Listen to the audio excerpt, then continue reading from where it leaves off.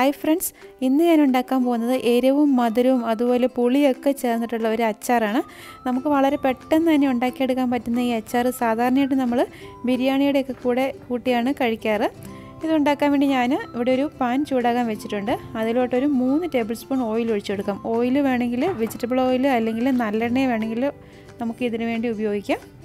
അത് നന്നായിട്ടൊന്ന് ചൂടായിട്ട് വരുമ്പോഴത്തേക്ക് അതിലോട്ട് ഒരു 1/2 ടീസ്പൂൺ ഉലുവ ഇട്ട് കൊടുക്കാം.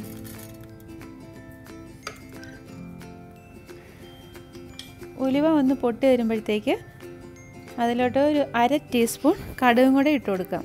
കടുകും ഉലുവയൊക്കെ ഒന്ന് പൊട്ടി വരട്ടെ. ഇത് ഈന്തപ്പഴമൊക്കെ ചേർന്നിട്ടുള്ള ഒരു അച്ചാറാണിത്. അച്ചാർ അല്ലെങ്കിൽ വേണമെങ്കിൽ ഒരു കറി എന്ന് വേണമെങ്കിൽ പറയാം. പക്ഷെ ഞാനിതിൽ വിനാഗിരി ചേർക്കുന്നുണ്ട്. വിനാഗിരി ഇല്ലാതെ നമുക്കിത് ഉണ്ടാക്കിയെടുക്കാവുന്നതാണ്. ഇതിപ്പോൾ രണ്ടും പൊട്ടി വന്നിട്ടുണ്ട്. ഇതിലോട്ട് അരിഞ്ഞു വെച്ചിരിക്കുന്ന പച്ചമുളകും വെളുത്തുള്ളിയും ഇഞ്ചി അതുപോലെ തന്നെ കറിവേപ്പിലയും എടുത്തിട്ടുണ്ട്. അതിട്ട് കൊടുക്കുക. ഞാനൊരു കുറച്ച് കൂടുതൽ പച്ചമുളക് എടുത്തിട്ടുണ്ട്. ഒരു 6 പച്ചമുളകോളം എടുത്തിട്ടുണ്ട്. ഇത് ഒട്ടും എരിവില്ലാത്ത പച്ചമുളക് ആയതുകൊണ്ടാണ് ഞാനൊരു 6 എടുത്തിരിക്കുന്നത്. എരിവുള്ളതാണെങ്കിൽ 2-3 മാത്രം എടുത്താൽ മതിയാവും. പിന്നെ ഒരു മീഡിയം സൈസ് ഇഞ്ചിയും അരിഞ്ഞത്, പിന്നെ അതുപോലെ തന്നെ 3-4 വെളുത്തുള്ളി അരിഞ്ഞതും കൂടെ ഇതിലോട്ട് ഇട്ട് കൊടുത്തിട്ടുണ്ട്. ഇത് നന്നായിട്ടൊന്ന് വഴന്ന് വരട്ടെ.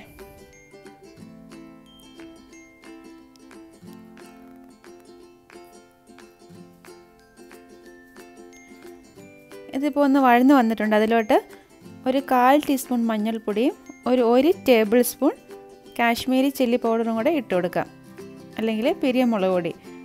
അത് ചേർക്കുമ്പോൾ എരിവും കുറവായിരിക്കും, പിന്നെ നല്ലൊരു കൊഴുപ്പ് കിട്ടുകയും ചെയ്യും. അതും കൂടി ഇട്ടിട്ട് നന്നായിട്ടൊന്ന് മൂപ്പിച്ചെടുക്കണം. പിന്നെ ഒരു നുള്ളു കായത്തിൻ്റെ പൊടിയും കൂടി ചേർത്ത് കൊടുക്കാം. തീ നല്ല കുറച്ച് വെച്ചിട്ട് നന്നായിട്ട് എണ്ണ തെളിയുന്നിടം വരെ ഒന്ന് മൂപ്പിച്ചെടുക്കണം. ഇനി ഇതിലോട്ട് ഒരു 1 കപ്പ് ചൂടുവെള്ളം ഒഴിച്ചു കൊടുക്കാം.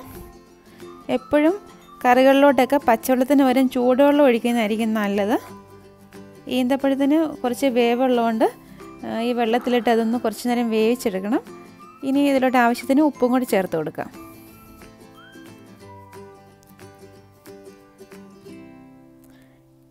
ഇതിന് നന്നായിട്ടൊന്ന് മിക്സ് ചെയ്ത് ഇതൊന്ന് തിളച്ച് വരട്ടെ.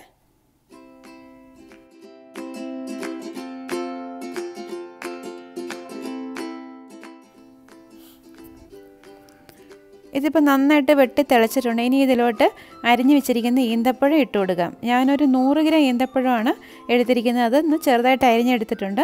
100 ഗ്രാം എന്ന് പറയുമ്പോൾ ഇത് ഏകദേശം ഒരു 10-12 എണ്ണം വരും. ഈന്തപ്പഴത്തിൻ്റെ വലുപ്പം അനുസരിച്ച് വ്യത്യാസം വരും. പല വലുപ്പത്തിലുള്ള ഈന്തപ്പഴം ഉണ്ടല്ലോ. അതും കൂടെ ഇട്ടിട്ട് നന്നായിട്ടൊന്ന് മിക്സ് ചെയ്തിട്ട് ഇതൊന്ന് വേവിച്ചെടുക്കണം. ഒന്ന് അടച്ച് വെച്ചിട്ട് ഒരു 5 മിനിറ്റ് ഒന്ന് വേവിച്ചെടുക്കാം. തീ ഒന്ന് കുറച്ച് വെച്ചിട്ട് വേണം വേവിച്ചെടുക്കാൻ.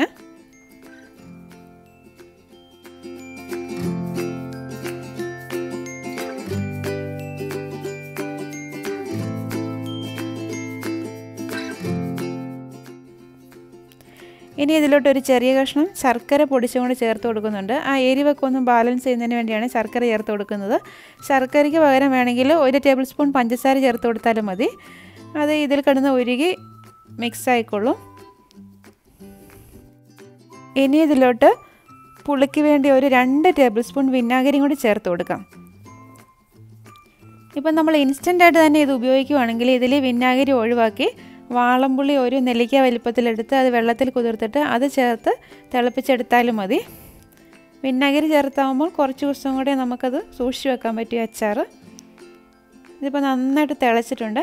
ഇനി ഗ്യാസ് ഓഫാക്കിയിട്ട് ഇത് നന്നായിട്ട് തണുത്തതിന് ശേഷം നമുക്ക് കുപ്പിയിലാക്കി സൂക്ഷിക്കാം. പിന്നെ ഏത് ടൈപ്പ് ബിരിയാണി ആണെങ്കിലും ഇത് അതിനോട് കൂട്ടി കഴിക്കാൻ പറ്റിയ നല്ല ഒരു സൈഡ് ഡിഷാണ്. ഇതിൻ്റെ വീഡിയോ നിങ്ങൾക്ക് ഇഷ്ടമായെങ്കിൽ ലൈക്ക് ചെയ്യാനും അതുപോലെ കമൻറ്റ് ചെയ്യാനും മറക്കരുത്. ഹന്നാസ് റെസിപ്പീസ് സബ്സ്ക്രൈബ് ചെയ്യാനും മറക്കരുത്. വീണ്ടും അടുത്ത വീഡിയോയിൽ കാണാം. Thanks for watching Hannah's recipes.